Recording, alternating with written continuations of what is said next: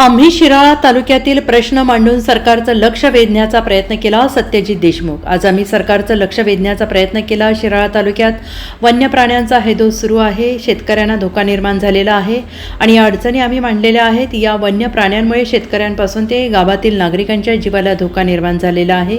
यावर उपाययोजना करण्यासाठी आम्ही लक्षवेध ही मागणी केलेली आहे. राज्यपालांच्या अभिभाषणावर आज चर्चा झाली असल्याचं शिराळ्याचे आमदार सत्यजित देशमुख यांनी सांगितलं आहे. आज आपण कोणत्या मुद्दे आपण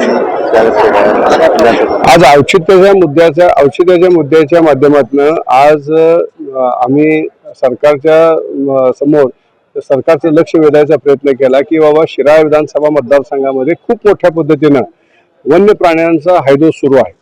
वन्य प्राण्यांमध्ये जर बघितलं तर बिबट्याचा फार मोठ्या पद्धतीनं आता धोका निर्माण झालेला आहे.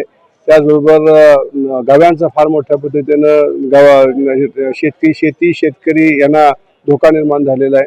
त्याचबरोबरीनं रानडुकरांचा सुद्धा खूप मोठ्या पद्धतीनं शेतीसाठी आणि शेतकऱ्यासाठी धोका निर्माण झालेला आहे.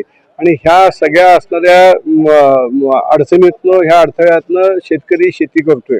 म्हणजे उत्पन्न काढायला शेतकरी जातो. एका बाजूला अवकाळी पाऊस असतो, दुसऱ्या बाजूला भूस्खलन असतं, तिसऱ्या बाजूला कमी भाव असतात.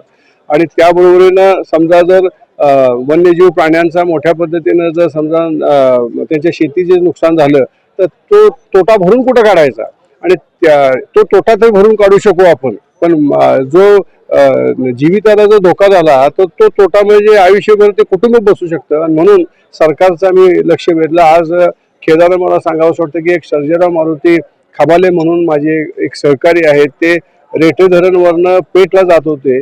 मोटरसायकलच्या समोर त्यांच्या बिबट्यानं झडप घातली आणि बिबट्यानं झडप घातल्या त्यांची मोटरसायकल तिथं पडल्यानंतर त्यांना गंभीर इजा झाली आणि ते आज जीवन मृत्यूच्या मध्ये आहेत. आणि म्हणून या निमित्तानं एक औचित्याच्या मुद्द्याच्या माध्यमातून मी हा प्रश्न उपस्थित केला आणि मला खात्री आहे सरकारच्याकडे मी लक्ष वेधायचा प्रयत्न केला. मी सांगितलं की बाबा गव्यांचा प्रादुर्भाव रोखायचा असेल तर तुम्हाला तिथं भिंत बांधायला पाहिजे. मग गुढे ते बांबरवाडी असेल, रेयात असेल किंवा मंदूर मिरुखेवाडी असेल ह्या परिसरामध्ये.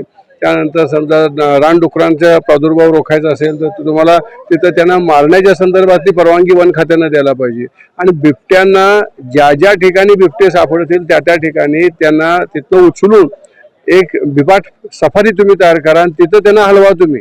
कारण का तिथं जर तुम्ही हलवलं त्यांना तरच खऱ्या अर्थानं मनुष्य किंवा शेतकरी हा सुखानं तिथं शेती करू शकतो आणि दोन घास सुखाचे खाऊ शकतो. अन्यथा खूप मोठ्या पद्धतीनं अशा भीतीच्या वातावरणात भीतीच्या सावटाखाली शेतकरी आज जगतोय अशी अवस्था आहे. म्हणून ते गंभीर अशा पद्धतीची परिस्थिती मी सरकारच्या समोर विधानसभेच्या पटलावरनं मांडली. Bureau report SBN Marathi, Nagpur.